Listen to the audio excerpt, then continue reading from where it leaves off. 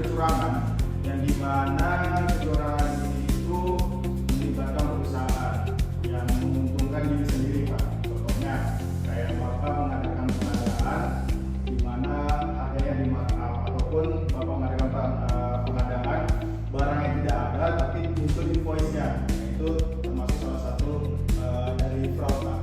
Jadi di sini kita akan melakukan penguatan deteksi atau pencegahan awal bagaimana fraud itu bisa kita cegah di lingkungan perusahaan kita sendiri. Dan monitoring pencegahan awal, kemampuan deteksi fraud, tangan implementasi WBS dan rendahnya awareness, dan terakhir adalah sertifikasi modus operandi dan jalan pengendalian.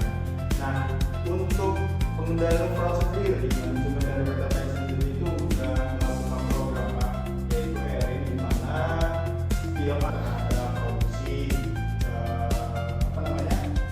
lab terhadap mutu, ataupun yang dari bagian TU ataupun kantor itu biasanya mitigasinya terhadap isu di luar atau isu yang ada ini, Pak, dalam fraud risk management, di mana ada 3 aspek. Yang pertama dari pemerintahnya itu sendiri, Pak, ya, itu adalah pengecekan terhadap produk, service ke klien, dan manajemen resikonya.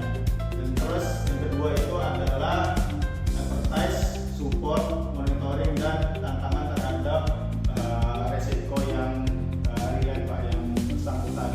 Dan terakhir itu adalah internal audit. Rusuh sendiri di mana ada independen, harus independen lah kalau untuk orang apakah SPI kan kalau bisa. Terus harus objektif juga, dan dia harus memberikan saran kepada yang diperiksa, Pak, bagaimana kalaupun memang tidak ada temuan, dia harus memberikan saran untuk bagaimana fraud itu. Ada 5, di mana ada pembuatan kebijakannya, Pak.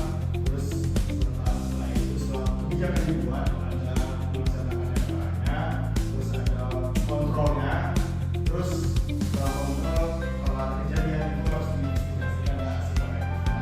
Dan terakhir, setelah dikontrol, juga ada terus ataupun peraturan yang Bapak pegang, ataupun kewajiban sih sebenarnya Bapak pegang. Terus juga harus mendukung fraud risk regulation atau regulasinya, Pak. Komunikasikan juga ke seluruh organisasi dan menggunakan analitik data. Langsung aja kita Pak, mungkin itulah yang bisa saya sampaikan terhadap fraud risk management atau penanganan terhadap fraud sendiri.